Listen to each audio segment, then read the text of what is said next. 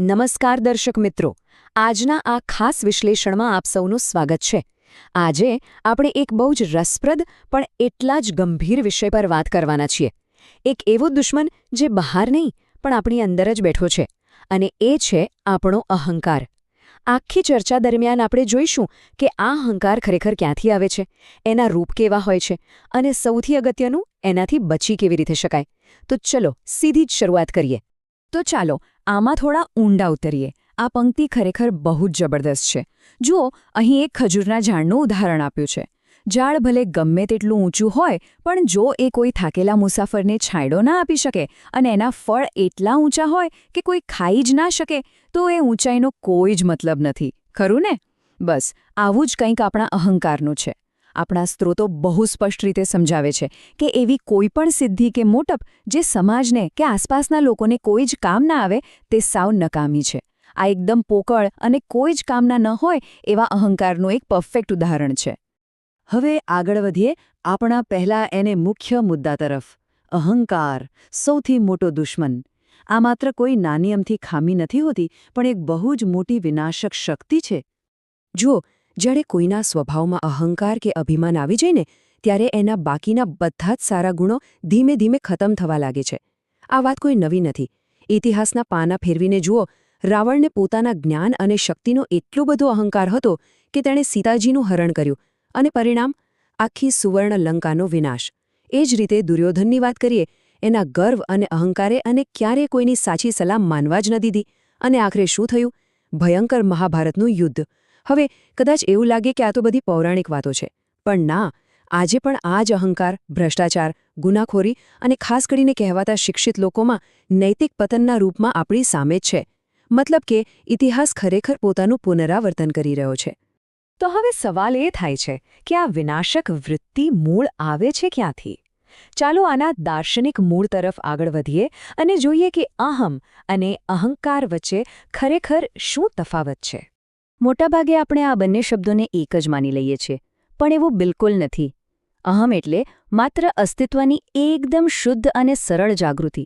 સીધી ભાષામાં કહીએ તો માત્ર એ જાણવું કે હું છું, બસ આ એકદમ નિર્દોષ ભાવ છે।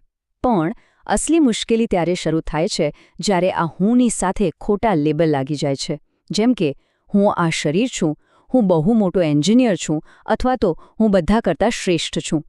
આપણે જે નથી છતાંય તેમાં હુંપણાનો આરોપ કરવો, આ ખોટા લગાવને જ અહંકાર કહેવાય છે।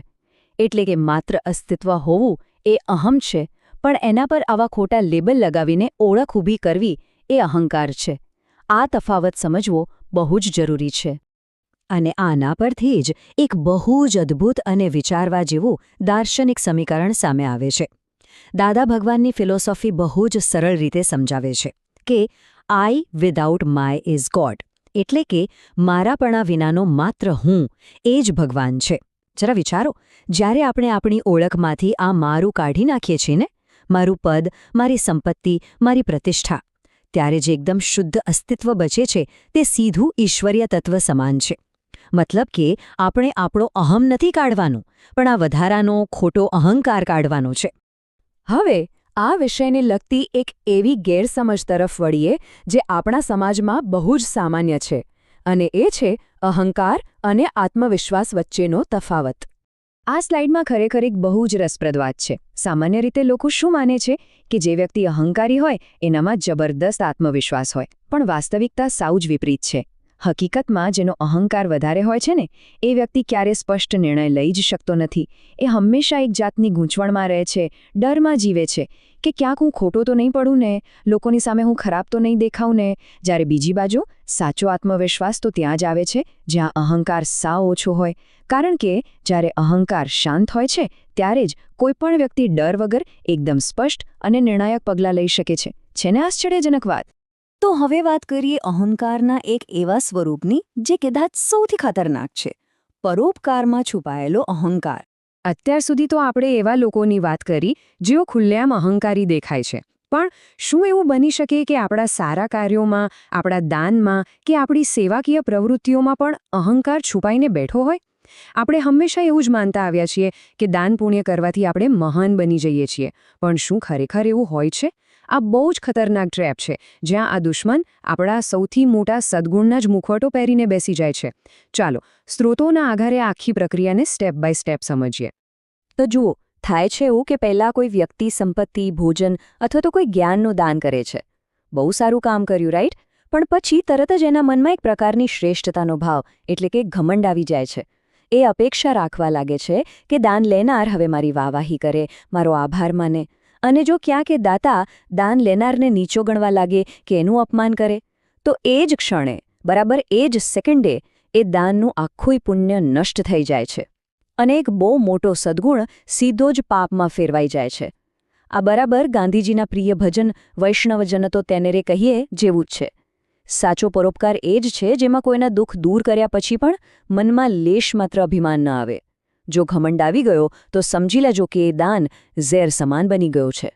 તો આ સમસ્યાનો સામનો કેવી રીતે કરવો? ચાલો હવે આના ઉપાય તરફ વળીએ. અને એ ઉકેલ છે મૂલ્યો આધારિત શિક્ષણ. હવે સૌથી નિર્ણાયક મુદ્દો એ છે કે જો અહંકાર એક રોગ છે તો આખી માનવતાને એક મજબૂત ઇલાજની જરૂર છે. આજે આપણે ભલે ગમે તેટલી ટેકનોલોજી વિકસાવી લીધી હોય, સાક્ષરતાનો દર ઊંચો લઈ ગયા હોય કે પછી ચંદ્ર અને મંગળ સુધી પહોંચી ગયા હોઈએ, પણ બીજી બાજુ વાસ્તવિકતા જુઓ, સમાજમાં નૈતિક મૂલ્યોનું મોટા પાયે પતન થઈ રહ્યું છે. આપણી પાસે મગજની તાકાત છે પણ હૃદયમાં સહાનુભૂતિ નથી. આપણી પાસે ઝડપ તો છે પણ જવા માટે સાચી દિશા જ નથી. આ બતાવે છે કે આપણી આજની પરંપરાગત શિક્ષણ પ્રણાલી ક્યાંક ને ક્યાંક બહુ કાચી પડી રહી છે. એટલા માટે જ સાચું અને મૂલ્યનિષ્ઠ શિક્ષણ માત્ર પુસ્તકીય જ્ઞાન પૂરતું સીમિત ન હોવું જોઈએ. એરિસ્ટોટલ અને ગાંધીજી જેવા મહાન ચિંતકોના વિચારોમાંથી આપણને સમજવા મળે છે કે શિક્ષણ એવું હોવું જોઈએ જે વ્યક્તિના શરીર, મન અને આત્મા ત્રણેયનો વિકાસ કરે. સાચા અર્થમાં એ જ શિક્ષણ છે. જ્યારે આધુનિક વિજ્ઞાનની સાથે સાચી નૈતિકતાનો સમન્વય થશે ત્યારે જ માણસની અંદરથી આ અહંકાર અને અંધશ્રદ્ધા દૂર થશે. અને તો જ આપણે ખરા અર્થમાં એક સંવેદનશીલ અને અહંકાર મુક્ત સમાજનું નિર્માણ કરી શકીશું. તો આ સમગ્ર વિશ્લેષણના અંતે આપણે એક બહુ જ ઊંડો અને વિચારવા લાયક પ્રશ્ન આપણી જાતને પૂછવાનો છે. જરા શાંતિથી વિચારજો. શું આપણા રોજના કાર્યો અને આપણા નિર્ણયો આપણા શુદ્ધ અસ્તિત્વ એટલે કે આપણા અહમથી પ્રેરાયેલા છે કે પછી આપણે જાણતા અજાણતા જ પેલા વિનાશક ભ્રમ એટલે કે અહંકારના ગુલામ બની ગયા છીએ? આ એક એવો પ્રશ્ન છે જેના પર આપણે સતત આત્મનિરીક્ષણ કરતા રહેવાની જરૂર છે. આજના આ વિશ્લેષણને આપણે અહીં જ વિરામ આપીશું. મને પૂરી ખાતરી છે કે આ ચર્ચા તમારા વિચારોને એક નવી જ દિશા આપશે. ફરી મળીશું આવા જ એક નવા અને રસપ્રદ વિષય સાથે.